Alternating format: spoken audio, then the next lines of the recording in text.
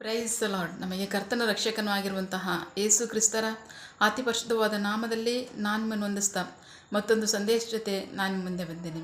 ದೇವರ ಹಸ್ತವು ತಾನೇ ಕಳೆದ ದಿನವೆಲ್ಲ ನಿಮ್ಮನ್ನು ನನ್ನನ್ನು ಆತ್ಮಿಕವಾಗಿ ವಾಕ್ಯಗಳ ಮೂಲಕವಾಗಿ ಬಲಪಡಿಸಿ ಚೈತನ್ಯಗೊಳಿಸಿ ಜೊತೆಗಾರರಾಗಿದ್ದು ನಡೆಸ್ತಿದ್ದಾರೆ. ವೈಯಕ್ತಿಕವಾಗಿ ನಮ್ಮ ಅಗತ್ಯಗಳನ್ನ ಪೂರೈಸಿ ನಾವು ಕೈಟ್ ಮಾಡ್ತಕ್ಕಂಥ ಕೆಲಸಗಳನ್ನು ಆಶೀರ್ವದಿಸಿ ಕಾದು ಪೋಷಿಸಿ ಜೊತೆಗಾರರಾಗಿದ್ದು ನಡೆಸ್ತಿರುವುದಕ್ಕಾಗಿ ದೇವರಿಗೆ ಸ್ತುತಿಯೂ ಘನವು ಮಹಿಮೆಯು ಸದಾ ಕಾಲವು ಸ್ವಂತವಾಗಿರಲಿ. ಆಮೇನ್. ಈ ದಿನದ ಸಂದೇಶದ ವಾಕ್ಯಭಾಗ ಕೀರ್ತನೆಗಳು 112ನೇ ಅಧ್ಯಾಯದಲ್ಲಿ 1ನೇ ವಾಕ್ಯದಿಂದ 7ನೇ ವಾಕ್ಯದವರೆಗೆ. Psalms 112 1 to 7. ಯೆಹೋವನನ್ನು ಸ್ತುತಿಸಿರಿ, ಯೆಹೋವನಿಗೆ ಭಯಪಟ್ಟು ಆತನ ಆಜ್ಞೆಗಳಲ್ಲಿ ಬಹಳವಾಗಿ ಸಂತೋಷಿಸುವ ಮನುಷ್ಯನು ಧನ್ಯನು. ಅವನ ಸಂತತಿಯು ಭೂಮಿಯಲ್ಲಿ ಪರಾಕ್ರಮಶಾಲಿಯಾಗಿರುವುದು, ಯಥಾರ್ಥನ ಸಂತತಿಯು ಆಶೀರ್ವಾದ ಹೊಂದುವುದು. ದ್ರವ್ಯವೂ ಐಶ್ವರ್ಯವೂ ಅವನ ಮನೆಯಲ್ಲಿ ಇವೆ, ಆತನ ನೀತಿಯು ಎಂದೆಂದಿಗೂ ನಿಲ್ಲುತ್ತದೆ. ಯಥಾರ್ಥನೇ ಕತ್ತಲಲ್ಲಿ ಬೆಳಕು ಹುಟ್ಟುತ್ತದೆ, ಆತನು ಕೃಪೆಯೂ ಅಂತಃಕರಣವೂ ನೀತಿಯೂ ಉಳ್ಳಾತನೇ. ದಯೆ ತೋರಿ ಸಾಲ ಕೊಡುವವನಿಗೆ ಒಳ್ಳೆಯದಾಗುವುದು, ಅವನು ತನ್ನ ಕಾರ್ಯಗಳನ್ನು ನ್ಯಾಯದಿಂದ ನಡೆಸುವನು. ನಿಶ್ಚಯವಾಗಿ ಅವನು ಎಂದೆಂದಿಗೂ ಕದಲನು, ನೀತಿವಂತನು ನಿತ್ಯವಾಗಿ ಜ್ಞಾಪಕದಲ್ಲಿ ಇರುವನು. ಅವನು ಕೆಟ್ಟ ಸುದ್ದಿಗೆ ಭಯಪಡುವನು, ಅವನ ಹೃದಯವು ಯೆಹೋವನಲ್ಲಿ ಭರವಸೆ ಬಿಟ್ಟು ಸ್ಥಿರವಾಗಿರುವುದು. ಅವನ ಹೃದಯವು ನೆಲೆಯಾಗಿದೆ, ಅವನು ತನ್ನ ವೈರಿಗಳ ಮೇಲೆ ತನ್ನ ಇಷ್ಟವನ್ನು ನೋಡುವವರೆಗೂ ಭಯಪಡನು. ದೇವರಿಗೆ ಸ್ತೋತ್ರ. ನಾವು ವಾಕ್ಯಭಾಗ ನೋಡ್ತಾ ಇದ್ದೀವಿ ಪ್ರೀತಿಯ ಮಕ್ಕಳು. ವಾಕ್ಯಭಾಗದಲ್ಲಿ ಕರ್ತನು ಸರ್ವಶಕ್ತನಂತ ದೇವರು ಇದನ್ನು ನಮ್ಮ ಸಂಗಡ ಮಾತನಾಡ್ತಾ ಇದ್ದಾರೆ. 1ನೇ ವಾಕ್ಯಭಾಗ ನೋಡ್ತಾ ಇದ್ದೀವಿ. ಯೆಹೋವನನ್ನು ಸ್ತುತಿಸಿರಿ, ಯೆಹೋವನಿಗೆ ಭಯಪಟ್ಟು ಆತನ ಆಜ್ಞೆಗಳಲ್ಲಿ ಬಹಳವಾಗಿ ಸಂತೋಷಿಸುವ ಮನುಷ್ಯನು ಧನ್ಯನು. ದೇವರಿಗೆ ಸ್ತೋತ್ರ. ವಾಕ್ಯಭಾಗದಲ್ಲಿ ನಾವು 3 ಕಾರ್ಯಗಳನ್ನು ನೋಡ್ತಾ ಇದ್ದೀವಿ. ಒಂದು, ದೇವರನ್ನು ಸ್ತುತಿಸಬೇಕಂತೆ. ಇನ್ನೊಂದು, ಆತನಿಗೆ ಭಯಪಡಬೇಕಂತೆ. ಅಷ್ಟು ಮಾತ್ರ ಅಲ್ಲ, ಆತನ ಆಜ್ಞೆಗಳನ್ನು ನಾವು ಸಂತೋಷದಿಂದ ಸ್ವೀಕರಿಸಿ ಅನುಸರಿಸಿ ನಡಿಬೇಕಂತೆ. ದೇವರಿಗೆ ಸ್ತೋತ್ರ. ಆಗ ಅಂಥ ಮನುಷ್ಯನು ಧನ್ಯನು ಅಂತ ವಾಕ್ಯ ಹೇಳುತ್ತೆ. ದೇವರಿಗೆ ಸ್ತೋತ್ರ. ಏನು ಹೇಳ್ತಾ ಇದ್ದಾರೆ? ಒಂದು, ದೇವರಿಗೆ ಭಯಪಡಬೇಕು. ಇನ್ನೊಂದು, ಮೊದಲನೇದಾಗಿ ಆತನ ಸ್ತುತಿಸಬೇಕು. ಅಷ್ಟು ಮಾತ್ರ ಅಲ್ಲ, ಆತನಿಗೆ ಭಯಪಡಬೇಕು. ಅದಲ್ಲದೆ ಆತನ ಆಜ್ಞೆಗಳನ್ನು ನಾವು ಬಹಳ ಸಂತೋಷದಿಂದ ಸ್ವೀಕರಿಸಿ ಅನುಸರಿಸಿ ನಡಿಬೇಕು. ಅಂಥ ಮನುಷ್ಯನ ಜೀವಿತ ಧನ್ಯತೆ, ಭಾಗ್ಯವಂತರು, ಪುಣ್ಯವಂತರು ಅಂತ ವಾಕ್ಯ ಹೇಳುತ್ತೆ. ದೇವರಿಗೆ ಸ್ತೋತ್ರ. ಅವನ ಆತ್ಮೀಕತೆ ಏನಿರುತ್ತೆ ಅಂತ ನೋಡೋಣ ವಾಕ್ಯ ಭಾಗದಲ್ಲಿ. ಅವನು ತನ್ನ ಕಾರ್ಯಗಳನ್ನು ನ್ಯಾಯದಿಂದ ನಡೆಸುವನು. ದೇವರಿಗೆ ಸ್ತೋತ್ರ.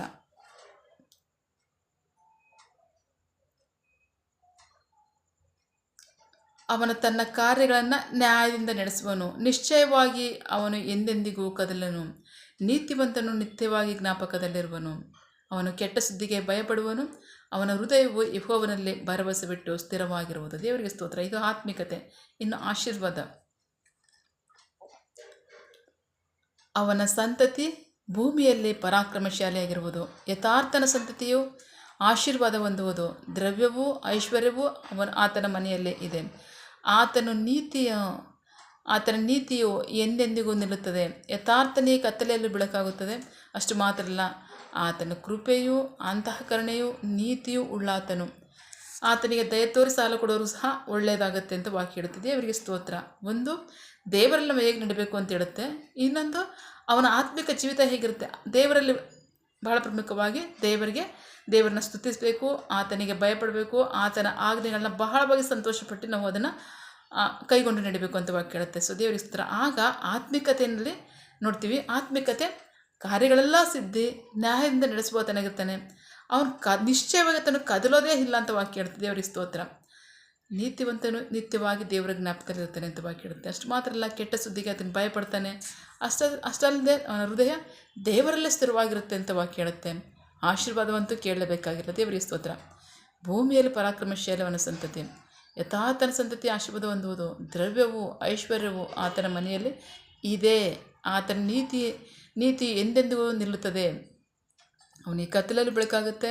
ಅಷ್ಟು ಮಾತ್ರ ಅಲ್ಲ, ಕೃಪೆಯು ಅಂತಃಕರಣವು ದಯವು ಉಳ್ಳಾತನಾಗಿರ್ತಾನೆ. ಒಂದು ವೇಳೆ ಅವನಿಗೆ ದಯ ತೋರಿ ಯಾರಾದರೂ ಕರುಣೆ ತೋರಿ ಸಾಲ ಕೊಟ್ಟರೆ ಅವರಿಗೂ ಸಹ ಅದು ಒಳ್ಳೆಯದಾಗುತ್ತೆ ಅಂತ ವಾಕ್ಯ ಹೇಳುತ್ತೆ. ದೇವರಿಗೆ ಸ್ತೋತ್ರ. ಬಹಳ ಪ್ರಮುಖವಾಗಿ ವಾಕ್ಯಭಾಗ. ಈಗ ಆಶೀರ್ವಾದ, ಆತ್ಮಿಕತೆ, ದೇವರಿಗೆ ಹೇಗೆ ನಾವು ನಡ್ಕೋಬೇಕು, ಆತ್ಮಿಕತೆಯಲ್ಲಿ ದೇವರು ಹೇಗೆ ನಡೆಸ್ತಾರೆ, ಏನೆಲ್ಲ ಆಶೀರ್ವಾದ ಕೊಡ್ತಾರೆ ಅನ್ನೋದನ್ನ ನಾವು ನೋಡಿದ್ದೀವಿ. ಆದರೆ ಈಗ ಮೊದಲನೇ ವಾಕ್ಯದಲ್ಲಿ ನಾವು ನೋಡ್ತಿದ್ದೀವಿ, ಯೆಹೋವನನ್ನು ಸ್ತುತಿಸಿರಿ, ದೇವರಿಗೆ ಸ್ತೋತ್ರ. ಸ್ತುತಿಸುವುದು ಬಹಳ ಪ್ರಮುಖವಾಗಿ ದಾವಿದನ ಈ ಕೀರ್ತನೆ ಭಾಗ ಸಂಪೂರ್ಣವಾಗಿ 100% ದಾವಿದನಿಗೆ ಹೋಲಿಕೆ ಆಗುತ್ತೆ. ದಾವಿದನು ಏನಾಗಿದ್ದ? ದೇವರನ್ನ ಕೀರ್ತಿಸುವಾತನಾಗಿದ್ದ. ಬಾಲ್ಯದಿಂದಲೂ ಸಹ ದೇವರನ್ನ ಆರಾಧಿಸುವಾತನು, ಕೀರ್ತಿಸುವಾತನು, ಸ್ತುತಿಸುವಾತನಾಗಿದ್ದ. ಅವನಿಗೆ ಸಂಪೂರ್ಣವಾಗಿ ಈ ಒಂದು ಕೀರ್ತನೆ ಭಾಗ ಅವನಿಗೆ ಹೋಲಿಕೆ ಆಗುತ್ತೆ. ಅಷ್ಟು ಮಾತ್ರ ಅಲ್ಲ, ದಾವಿದನು ಮಾತ್ರ ಅಲ್ಲ, ಯೇಸು ಕ್ರಿಸ್ತರೇ ದೇವರನ್ನ, ತಂದೆಯನ್ನು ಕೀರ್ತಿಸ್ತಾ ಇದ್ರು, ಆರಾಧಿಸ್ತಿದ್ರು, ದೇವರಿಗೆ ಸ್ತೋತ್ರ, ಸ್ತುತಿಸ್ತಿದ್ರು. ಅವರು ಪ್ರಾರ್ಥನೆ ಮಾತ್ರ, ಅದ್ಭುತ ಸೂಚಕ ಕಾರ್ಯಗಳು ಮಾಡಿದ್ರು ಮಾತ್ರ, ಬೋಧನೆಯಲ್ಲಿ ಮಾತ್ರ ಇಲ್ಲ, ಸಮಯ ಸಿಗ್ತಲೆಲ್ಲ ಪ್ರಾರ್ಥನೆ ಮಾಡೋಕೆ ಹೋಗಲಿಲ್ಲ, ಪ್ರಾರ್ಥನೆ ಮಾಡೋಕೆ ಬರುವಾಗಲೆಲ್ಲ, ಸಮಯ ಸಿಗ್ತಲೆಲ್ಲ ಶಿಷ್ಯರ ಜೊತೆ ಸೇರಿ ತಂದೆಯನ್ನು ಆರಾಧಿಸ್ತಿದ್ರು, ದೇವರಿಗೆ ಸ್ತೋತ್ರ. ತಂದೆ ಎಷ್ಟೇ ಸಮೀಪವಾಗಿದ್ದರೂ ಸಹ ನಾನು ಸಹ ಅವ್ರನ್ನ ಬಹಳ ಸುಂದರವಾಗಿ, ಬಹಳ ಹೃದಯಾಂತರಾಳದಿಂದ ಆರಾಧಿಸ್ತೀನಿ, ದೇವರಿಗೆ ಸ್ತೋತ್ರ. ಆ ವಾಕ್ಯ ಭಾಗ ನೋಡಿದರೆ ದೇವರನ್ನು ಸ್ತುತಿಸ್ತಕ್ಕಂಥದ್ದು, ಹೇಗೆ ಸ್ತುತಿಸ್ತಕ್ಕಂಥದ್ದು? ಬಹಳ ಪ್ರಮುಖವಾಗಿ ಎಲ್ಲಿಂದ ಕಲಿತೀವಿ ಅನ್ನೋದನ್ನ ಸ್ತುತಿಸ್ತಕ್ಕಂಥದ್ದನ್ನ, ಆರಾಧಿಸ್ತಕ್ಕಂಥದ್ದು ಸಭೆಯಿಂದ. ಸಭೆಯ ಕೆಲಸ ಏನು ಅಂತಂದರೆ ಅಲ್ಲಿ ದೇವರನ್ನ ಆರಾಧಿಸ್ತಕ್ಕಂಥದ್ದು.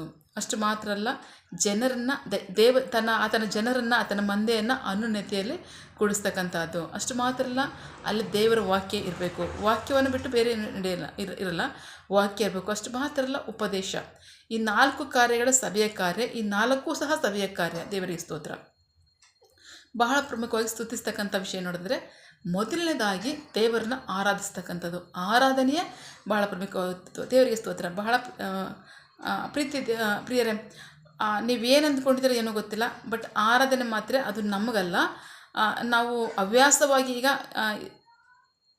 ನಾವು ಹಳೆ ಒಡಂಬಡಿಕೆ ನೋಡಿದ್ರೆ ಜನರು ಅಭ್ಯಾಸದ ಪ್ರಕಾರವಾಗಿ, ವಾಡಿಕೆ ಪ್ರಕಾರವಾಗಿ ಸಭೆಗೆ ಕೂಡಿ ಬರ್ತಿರು ಅಂತ ಹೇಳ್ತಾರೆ, ದೇವರಿಗೆ ಸ್ತೋತ್ರ. ಅದು ಹಳೆ ಒಡಂಬಡಿಕೆಗೆ ಆಗೋಯ್ತು. ಜನರು ಆತ್ಮದಿಂದಲೂ ಸತ್ಯದಿಂದಲೂ ದೇವರನ್ನ ಆರಾಧಿಸೋದಕ್ಕೋಸ್ಕರವಾಗಿ ಕೂಡಿ ಬರ್ತಕ್ಕಂಥದ್ದು ಹೊಸ ಒಡಂಬಡಿಕೆಯ ಸಭೆ, ದೇವರಿಗೆ ಸ್ತೋತ್ರ. ಸೊ ಹಾಗಾಗಿ ಆರಾಧನೆ ಅಂತಕ್ಕಂಥದ್ದು ದೇವರಿಗೆ ಆರಾಧಿಸಬೇಕಾಗಿರೋರು ಹೇಗೆ ಅಂದರೆ ಆತ್ಮದಿಂದಲೂ ಸತ್ಯದಿಂದಲೂ ಆರಾಧಿಸಬೇಕು, ದೇವರಿಗೆ ಸ್ತೋತ್ರ. ಯೇಸು ಕ್ರಿಸ್ತರೇ ಅದನ್ನು ಹೇಳ್ಕೊಟ್ಟಿದ್ದಾರೆ. ಆತ್ಮದಿಂದಲೂ ಸತ್ಯದಿಂದಲೂ ಆರಾಧಿಸುವಂಥ ಸನ್ನಿವೇಶದಲ್ಲಿ, ಆ ಆರಾಧನೆ ನಡೆಯುವಂಥ ಸನ್ನಿವೇಶದಲ್ಲಿ ಪವಿತ್ರಾತ್ಮನು ಸಭೆಯಲ್ಲಿ ಕಾರ್ಯ ಮಾಡ್ತಾನೆ. ಪವಿತ್ರಾತ್ಮರ ಸಭೆಯಲ್ಲಿ ಕಾರ್ಯ ಮಾಡಬೇಕಾದ್ರೆ ದೊಡ್ಡ ಕಾರ್ಯ ನಡುತ್ತೆ. ಆ ಅದ್ಭುತ ಕಾರ್ಯಗಳನ್ನ, ಸೂಚಕ ಕಾರ್ಯಗಳನ್ನ, ಸ್ವಸ್ಥತೆಯನ್ನು, ಸೌಖ್ಯವನ್ನು, ಆಶೀರ್ವಾದವನ್ನು ಹೊಂದ್ಕೊಳ್ಳೋದಕ್ಕೆ ಹುಡಿಕೊಂಡು ಹೋಗಿ ಎಲ್ಲಿಗೆ ಹೋಗಬೇಕಾಗಲ್ಲ. ಅದು ಆರಂಭವಾಗಿರ್ತಕ್ಕಂಥದ್ದೇ ಮೊದಲು ಸಭೆಯಿಂದ ಆರಂಭವಾಗಿ ಹೊರಗೆ ಹೋಗಿರ್ತಕ್ಕಂಥದ್ದು. ಹೌದು, ಆರಾಧನೆ ಕೂಟ, ಅಭಿಷೇಕ ಕೂಟ ನಡೀತಾ ನಿಜ. ಸದ್ಯಕ್ಕೆ ದೇವರೇ ಅದನ್ನು ನಿಲ್ಲಿಸಿದ್ದಾರೆ, ಅದನ್ನು ನಿಲ್ಲಿಸಿದ್ದಾರೆ. ಹಾಗಾಗಿ ಈಗ ಸಭೆಯಲ್ಲೇ ಅದನ್ನು ಮಾಡಬೇಕು ತಾನೆ. ಸಭೆಯಲ್ಲೇ ಅದು ಮಾಡುವಾಗ ಆ ಕಾರ್ಯಗಳೆಲ್ಲ ಸಭೆ ಒಳಗಡೆ ನಡೆಯುತ್ತೆ.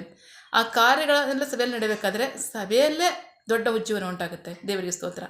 ಸೊ ಯಾವಾಗ ಆರಾಧನೆಯಲ್ಲಿ ಆತ್ಮಿಕತೆಯಲ್ಲೇ ಆತ್ಮದಿಂದ ಸತ್ಯದಿಂದಲೂ ಆರಾಧಿಸಲ್ವೋ ಅಲ್ಲಿ ಪವಿತ್ರಾತ್ಮನು ಕಾರ್ಯ ಮಾಡೋದೇ ಇಲ್ಲ.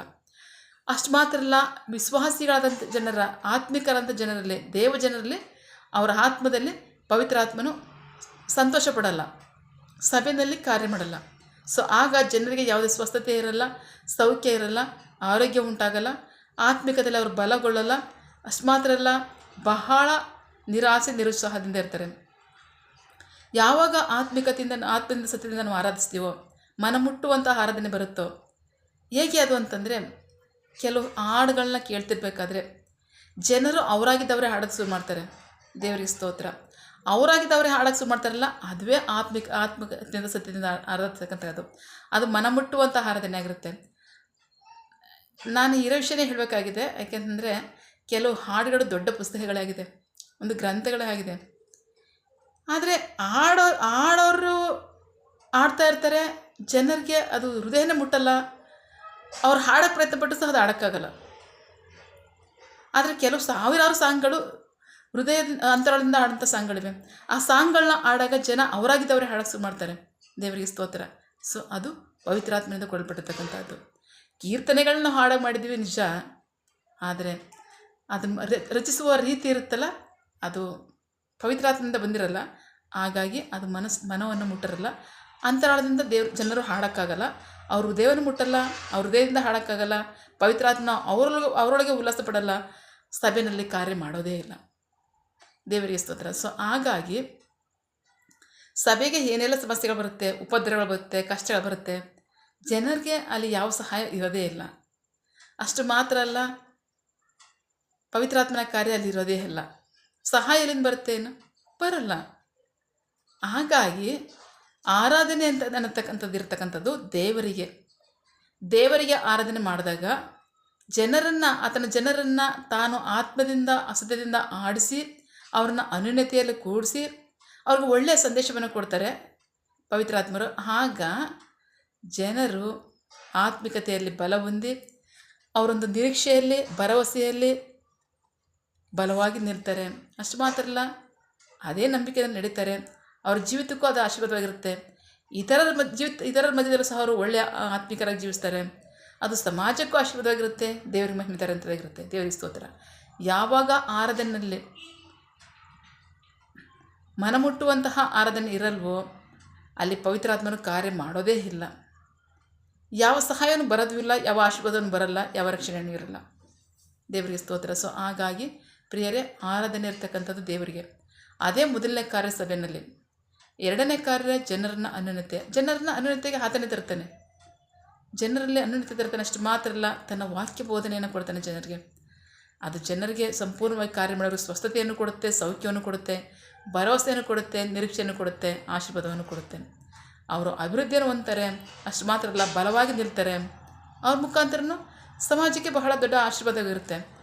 ಆಮೇನ್. ಸೊ ಹಾಗಾಗಿ ಸಭೆ ಮಾಡಬೇಕಾಗಿರೋ ಕರ್ತವ್ಯಗಳನ್ನ ಮೊದಲು ಮಾಡಿರಿ.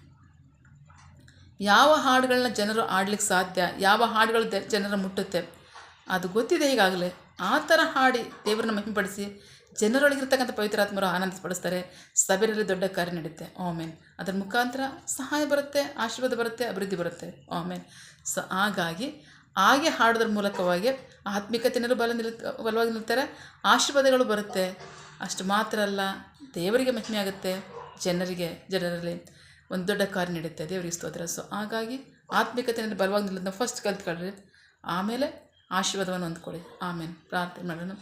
ಸಕಲ ಸೃಷ್ಟಿಕರ್ತನೆ, ಸರ್ವಾಧಿಕಾರಿಯೇ, ಸಾರ್ವಭೌಮನೆ, ಉನ್ನತನೇ, ಮಹೋನ್ನತನೇ, ಮಹಾಪರಿಶುದ್ಧನೇ, ಪ್ರೀತಿ ಸ್ವರೂಪನೇ, ನೀತಿವಂತ ನ್ಯಾಯಾಧಿಪತಿಯೇ, ಸೇನಾಧೀಶ್ವರನೇ, ಇರುವಾತನೇ, ಸರ್ವವ್ಯಾಪಿ ಸಪ ಇದನ್ನು ವಾಕ್ಯಗಳ ಮೂಲಕವಾಗಿ ನಮ್ಮ ಸಂಘ ಮಾತಾಡಂತಹ ನಿಮ್ಮ ಪ್ರೀತಿಗಾಗಿ ನಂಬಿಗಸ್ತಿಗೆ ನಿಮಗೆ ಸ್ತೋತ್ರ. ಎಸಪ್ಪ, ವಾಕ್ಯದಲ್ಲಿ ನಮಗೆ ಬೋಧಿಸ್ತಿದ್ದೀರಾ. ನಾವು ನಿಮ್ಮನ್ನು ಆತ್ಮದಿಂದಲೂ ಸತ್ಯದಿಂದಲೂ ಆರಾಧಿಸಬೇಕು. ಅಷ್ಟು ಮಾತ್ರ ಅಲ್ಲ, ನಿಮ್ಮಲ್ಲಿ ನಾವು ಭಯಭಕ್ತಿ ಉಳ್ಳವರಾಗಿರಬೇಕು.